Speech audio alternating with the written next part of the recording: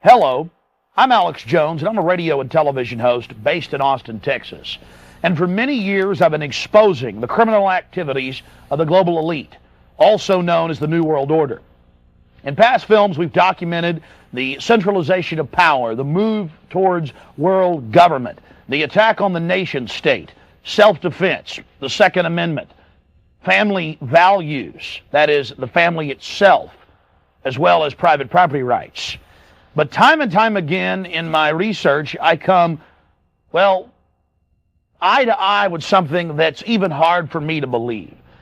And that's that the elite, again, the so-called establishment kings, those that know best, the visions of the anointed ones, are obsessed with the occult, from presidents to governors to the heads of industry.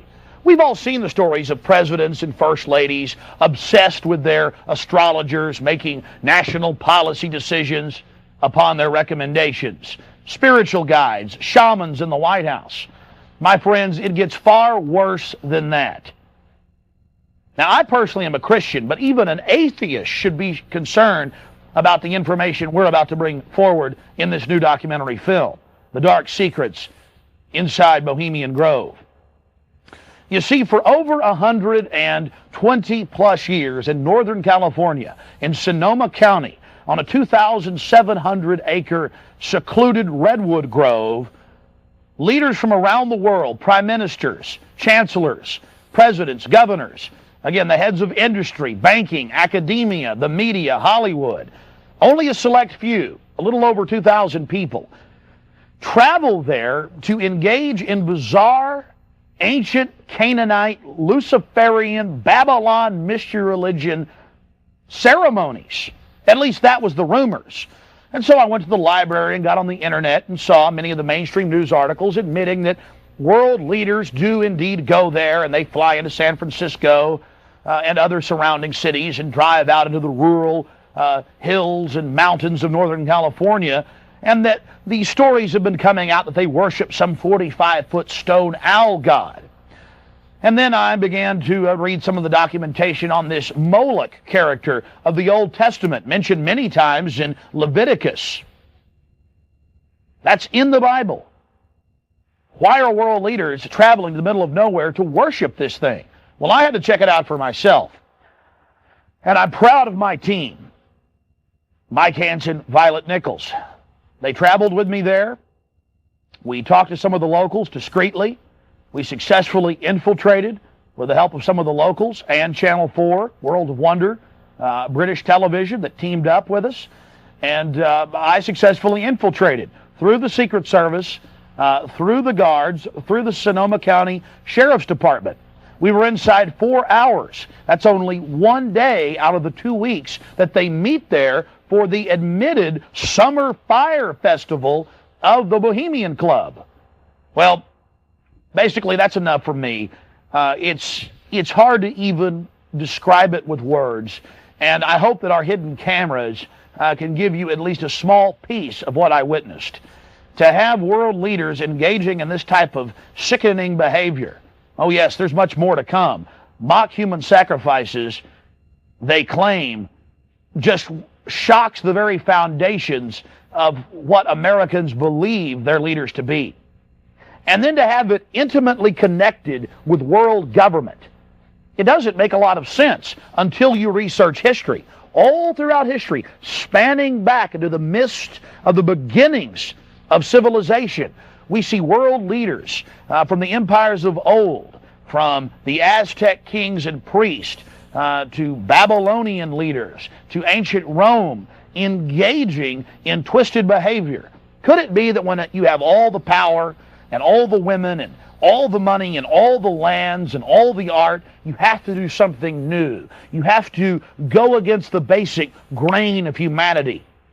You have to get off in a sick way. That's what we witnessed in Northern California, July 15th, 2000. Get ready to go inside the Bohemian Grove.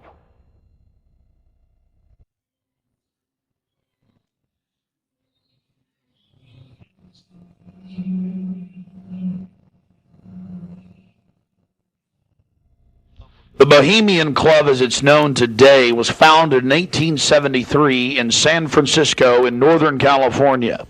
Many of the club's original annals, dating back to before the turn of the century, admit that local artists, writers, newspapermen, you name it, wanted a place away from the so-called backwardsness of the West Coast, the Judeo-Christian ethic. They found that place an hour and a half north of San Francisco, outside of the tiny town of Monterey. Their annals even admit an obsession with the occult and what they called druid rituals. Amongst the great redwood trees, they revived ancient ceremonies that in truth had their roots not in the Druids, but in Babylon itself. As the railroads brought commerce and larger populations, the prestige of the club grew until, in the year 2000, it is a gathering place for the world establishment, the elite. We're about to show you some of the key evidence documenting this. It is absolutely central to understand that these bizarre activities have been engaged in going back to 1873 and are not some new fanciful whim of the trendies on the West Coast. By the turn of the century, there was already a 10 to 15-year waiting list. Presidents from Howard Taft to Herbert Hoover were on the membership roster. Not to mention, later, famous war general Dwight D. Eisenhower, later to become president. The roster of the Bohemian Club reads like a who's who of the elite. Look at this photo taken inside the Grove back in 1963. There you'll see Ronald Reagan, and sitting two people over from him, later to become president, Richard Milhous Nixon. Frankly, we don't know if these men actively enjoy the things that go on inside the Bohemian Club. But one thing is perfectly certain from the evidence. They are forced to go and attend and take part in these activities if they wish to be elevated to the highest levels of the geopolitical power structure. Take George Bush Sr., documented member. And then, of course, there's his son. Now, the last 4 generations of Bushes have also attended the Skull and Bones Society at Yale, well known to be steeped in the occult. Then there's Bill Clinton, a frequent attendee. Upon closer inspection, the entire federal government at the highest levels is infested with Bohemian Club members. And it doesn't stop there. America's private run-for-profit Federal Reserve Bank, from its very inception in 1913, has been run by prominent members of the Bohemian Club. Central Bank Chairman Alan Greenspan was seen leaving the Bohemian Grove only 1 month before he was appointed chairman of the Federal Reserve. He had to be a made man, to be a member of the most powerful cabal on the planet. Historical records are clear from major universities. The Manhattan Project was planned and instituted and run from the Bohemian Club. All of this going on in an atmosphere of bizarre revelry. You're looking at an illustration from a November 1989 issue of Spy magazine. Spy goes undercover with Henry Kissinger, Merv Griffin, and William F. Buckley Jr. The story was clearly a shill, meant to misdirect the intensifying media coverage that the Grove was getting in the late 1980s. The writer's spin is obvious. They're just masters of the universe, big frat boys blowing off steam. We'll get back to this article later. Because you can clearly see that the mantra in the spin story has been picked up as a front by all the local media. Sure, they're elitist. Sure, they have some bizarre rituals. But what's the big deal? They're just having fun. If that was the case, why would David Gergen, presidential advisor to President Clinton, resign from the Bohemian Club and 17 other organizations when it was revealed in 1993? Organizations like the Trilateral Commission, the Council on Foreign Relations, the Bilderberg Group. But it's not just the Washington Times and the Sacramento Bee. You're looking at an illustration from the pages of Parade magazine, February 22nd, 1981. This story was the most accurate and revealing, detailing the so-called mock-human sacrifice. Former German Chancellor Helmut Schmidt wrote extensively in his memoirs, Men and Powers, a Political Retrospective, goes into great detail about the secret establishment running the world. The Trilateral Commission, the CFR, the Bilderberg Group, and of course, ladies and gentlemen, the Bohemian Grove, a place that he often talked about being a wonderful hideaway, a place to spend time with Nelson and David Rockefeller, and to talk about world government and steering societies.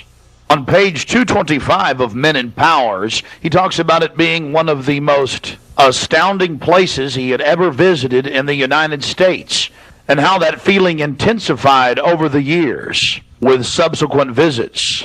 The book goes on for page after page discussing the corporate, private, governmental infrastructure of world government. Going back to the Spy magazine spin piece, they have lots of rosy illustrations of drunken establishment types dancing around having fun, with the rituals going on in the background. They even admit that they wear bizarre Ku Klux Klan-style robes. And there's even a photo released by the Grove of the ritual being engaged in. They talk about the incredible security surrounding the Grove. And they even admit that a corpse, a sacrifice, is born across the lake. But it's all in good fun.